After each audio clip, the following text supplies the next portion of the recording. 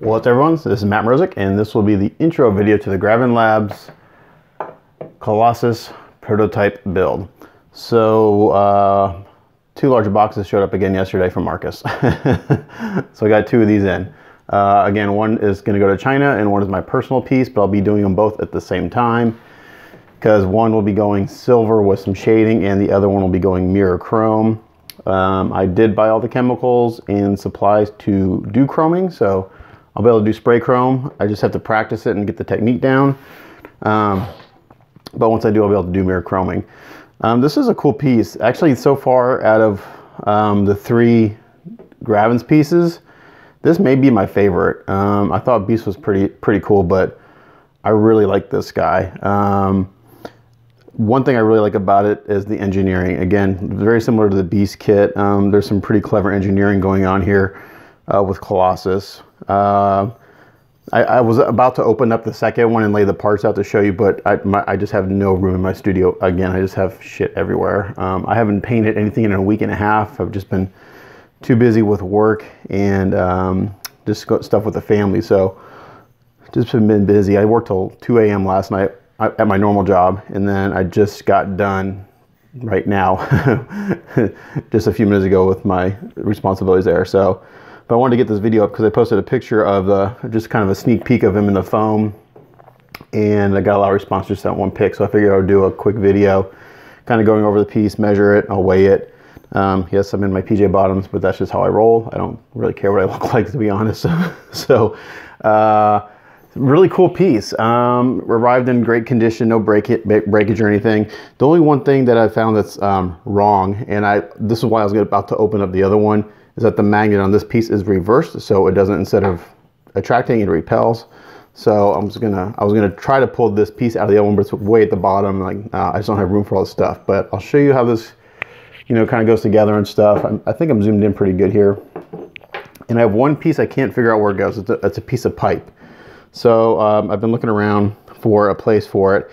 It looks like it just kind of rests into a spot, but I may have to ask Marcus to send me maybe a 3D, like a video of it, or different viewings of the 3D render, because I don't know where this piece goes.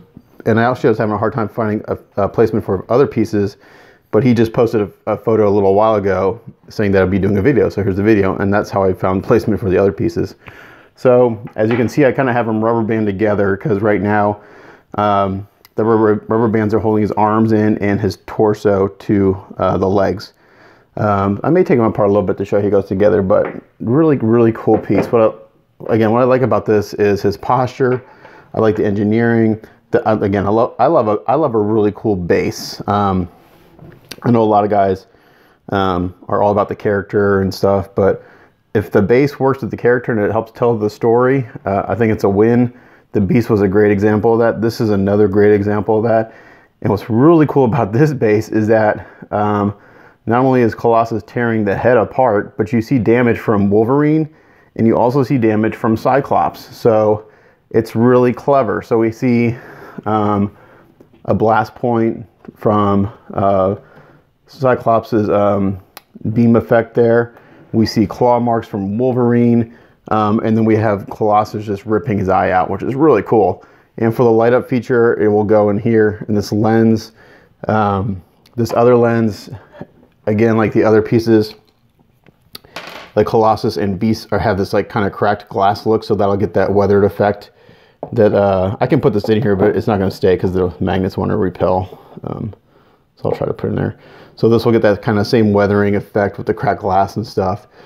All these little pieces right here just pulled out are the teeth for the open mouth portraits, and I like that they give me extra teeth just in case I break some, because they are quite fragile and they break easily, so I'm glad they give me extra. These are the tongues for the open mouth portraits. I'm just going to put those in there so I don't lose them. Again, I got this pipe that I'm not sure exactly where it goes, so I'll find out later. It did take me a while to find out where some of these pieces go. The factory did a really good job of breaking the kit down. Again, when I get a kit, I like to have as many pieces as possible just to reduce masking and stuff. So again, the factory did a great job on this piece. I think he's using a few factories depending on the piece and the scheduling and stuff. So I'm not sure which factory this is from, but I can tell the difference between factories. Not that the quality is different, but the amount of like pre-prep they do is different. Like the Silver Surfer doesn't have as much pre-prep as this piece does. So what can I say about this piece? Okay, well, it comes with 3 portraits. We got 2 open mouth portraits. There's the first one. Here's the second one.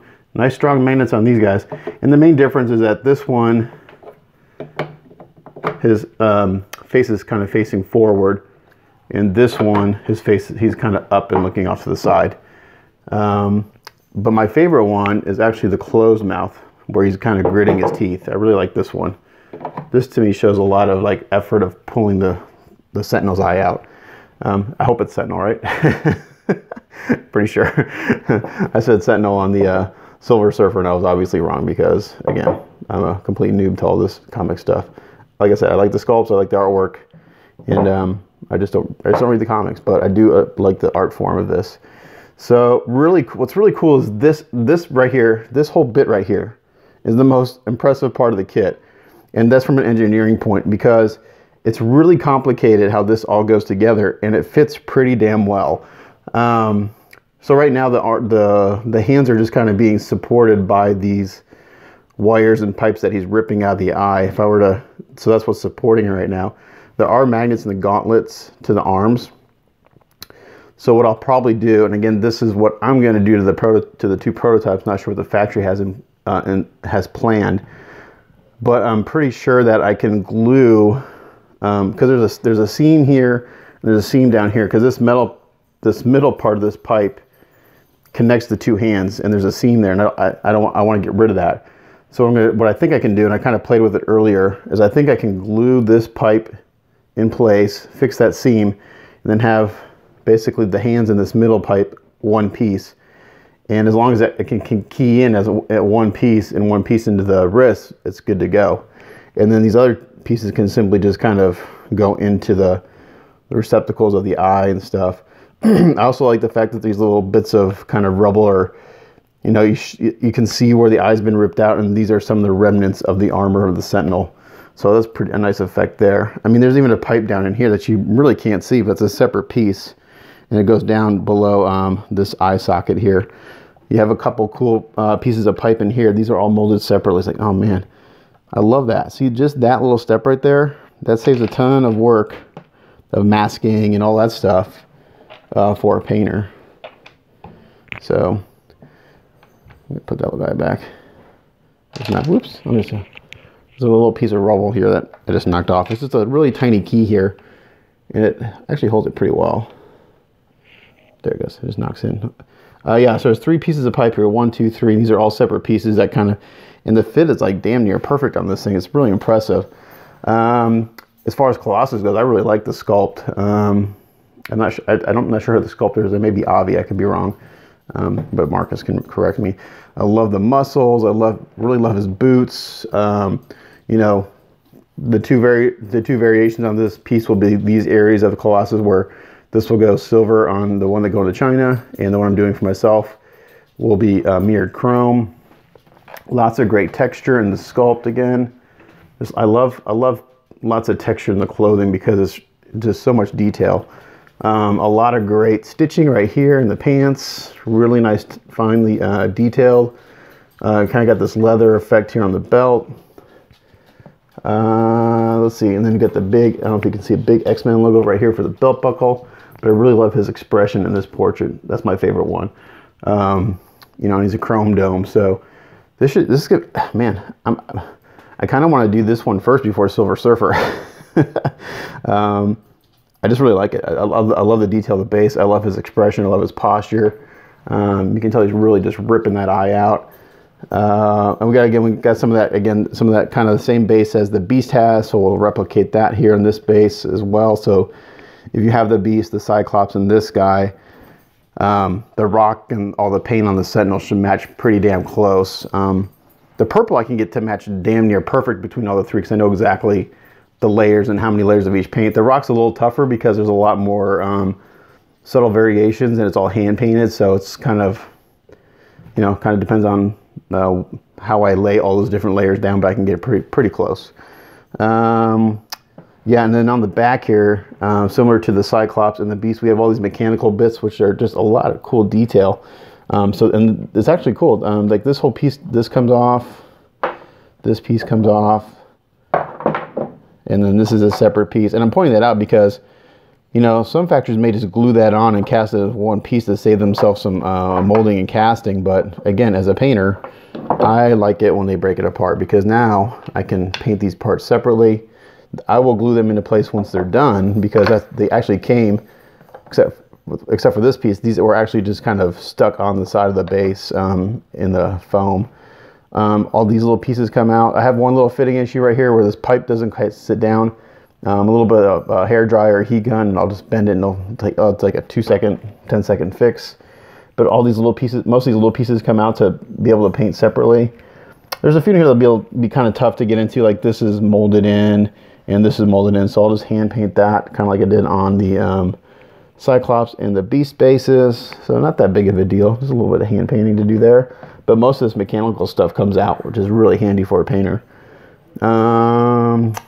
Let's see, what else? I really don't know what to say about it. It's a pretty quick video. I could take them apart, but I really don't want to. I finally got them kind of going together. Oh, but there's a great little touch here. So it's like there's just, and this is really small touch, but it's really impressive. So when you put Colossus on the base, there's actually this little piece of mechanical bit on the Sentinel's head, and you have to take it off first. Then you put his foot in, and there's a little magnet, and it just sticks right there, and it really gives a sense that he's digging his foot into the head. So you can't put Colossus on before you take this part off, but it's really small, and then it's in there with a magnet, and it kind of overlaps his foot a little bit. So that's a nice little detail to just give you that sense that he's really kind of digging his foot in. But again, when I sat and looked at this, I unpacked it really quickly last night just to kind of get a look at it. It's like, man, that's really cool. And then when I kind of came in here today to kind of straighten up a little bit and do the video, that's when I noticed all the different types of damage to the head, like the melted metal from Cyclops and the claw marks from Wolverine. And then, of course, Colossus just ripping the eye out. So let's measure this guy. Height-wise, he's about the same height as Silver Surfer. I actually have Silver Surfer to the side there, but I'm not going to carry him in here because he weighs a buttload. And my back is killing me right now. He's right at 24 inches, right to the nose, right to the top of the head, height-wise. Depth-wise. So Gravens, they're not shy about giving you a big piece, you know. Depth-wise, you're right about 20 inches. And then width-wise, at the widest point, which would be this part of the head, you're looking at, again, this is just kind of the eyeball, about 19.5 inches. So 20 deep, about 19.5 wide. I have a scale over here, so let's see if I can move him without dumping him. And we'll see how heavy this guy is. He's hefty. So let me slide him over here. Yeah, you can see how that hand just popped out because, again, it's just sitting in there, resting on those wires.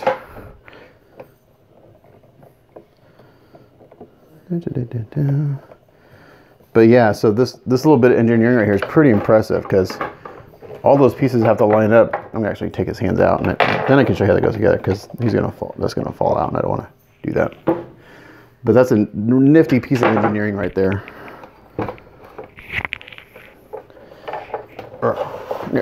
Trying to get my little turntable out. And then get my scale over here, get it zeroed out. I'll give you the rough an idea of what he weighs. Yeah.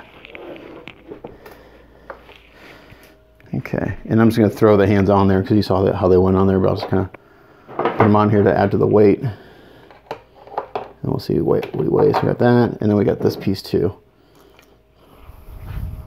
All right, so you're looking at 35 pounds on the nose. So again, a hefty piece. Yeah, I haven't weighed Silver Surfer, but Silver Surfer is heavier than him. I can tell by when I lift it up. I was actually able to, I had them both up here on the table just a while ago. was like, man, can I pick those up in one piece and move it? I was actually able to do that just really carefully. So he's 35 pounds on the nose. I know Silver Surfer's heavier probably by at least, I'd say Silver Surfer's probably 45 pounds, 50 pounds. So I can kind of show you how this goes back together if you're interested in that.